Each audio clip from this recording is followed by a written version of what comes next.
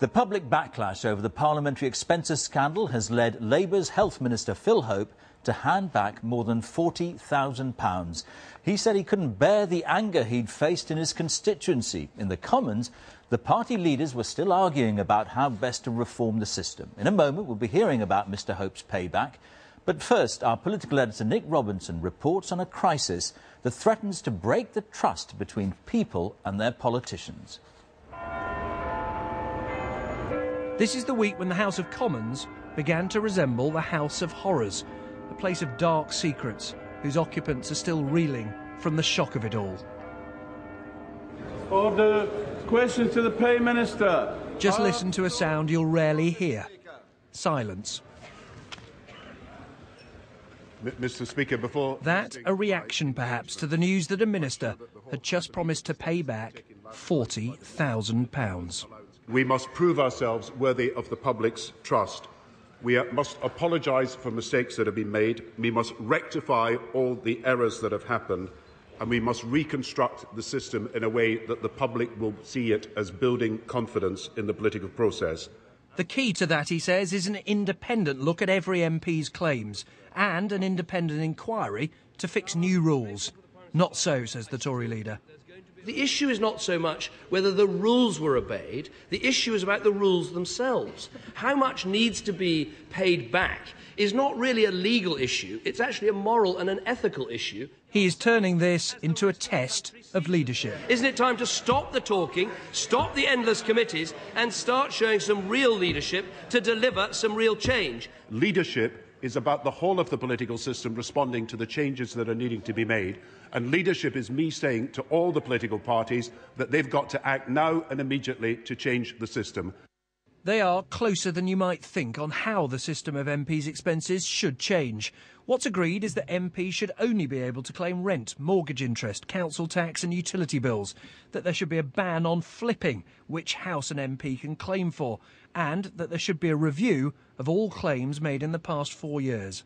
I suspect many people are a little baffled by all the different proposed solutions because none of them seem to deal with the biggest loophole of all, and that is MPs making hundreds and thousands of pounds buying and selling properties funded by the taxpayer. What's not agreed between the parties is Labour's proposal for a cap on mortgage payments, or the Lib Dems' idea that MPs should have to pay back profits from selling houses the public helped to buy. If these rules are tightened to too much of an extent, as opposed to a necessary extent, then the only people who are going to come into Parliament in the future will be those that used to come in long ago, which are the independently wealthy and the trade union sponsored, because nobody else is going to be able to afford it. These are dark days indeed for our nation's leaders. Nick Robinson, BBC News, Westminster. Any inquiry into reforming MPs' expenses could take many months. That's too long for Labour's Health Minister. We've sent our correspondent Claire Marshall to Phil Hope's constituency in Corby to find out just how he spent the £40,000. This is Health Minister Phil Hope, and this is the eye-watering sum of money that the MP for Corby and East Northamptonshire is now preparing to write out a cheque for. The things that people are saying about me hurt, because they oppose my values, and that's why I've had to think long and hard about what I do, and that's why I've chosen to take this route, to pay all the money back. We're in Corby, in Mr Hope's constituency. He claimed for many things, including £4,500 for kitchen equipment, £4,700 for putting in wooden floors, and £800 for 2 bookcases. Now, he has said that he'll pay it all back, but what do his constituents think about that? I do think he should be paying it back, yeah. He says he wants to hold his integrity up. It's an admission to me that he was wrong. Yeah, we'd have to pay it back if it happened to us, wouldn't we? Does he have your confidence as an MP? No. I'll vote BNP next time, I think. Yes, you should pay it. How do you feel about the fact he took it in the first place? A rogue. A rogue. I think it would be nice to have £40,000 just to be able to write out a cheque and hand it back. This is Mr Hope's London flat on which all that money was spent. The Health Minister is just the latest MP to be embarrassed into handing back the cash. Community Secretary Hazel Blears is repaying over £13,000 in capital gains tax that she avoided using the Commons system.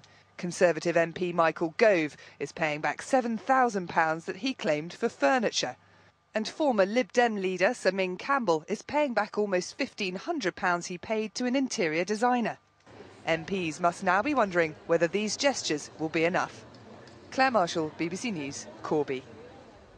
Our political editor Nick Robinson is at Westminster. Nick, if Phil Hope's experience is anything to go by, it seems to be the public who've got the upper hand now. Absolutely, and I think that is completely without precedent in modern times. You've now got more than 20 MPs who are promising to pay back between them more than £100,000 of taxpayers' money, and my guess would be more MPs and more money will be promised in the days to come, because they know that their careers now no longer depend on their connections here or their party labels. They are pleading for those careers, backed with cheques to their electorates back home, and they are pleading, frankly, as you could tell from Phil Hope's rather emotional interview there, they're pleading for their reputations as well.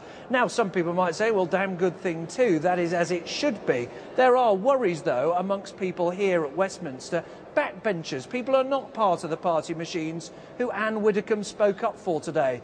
People who worry that what is happening now in the rush to reform will actually be counterproductive in this respect, that it will narrow the people who want to go into politics, and it may well narrow the people who can afford to do it. All right, Nick, thank you.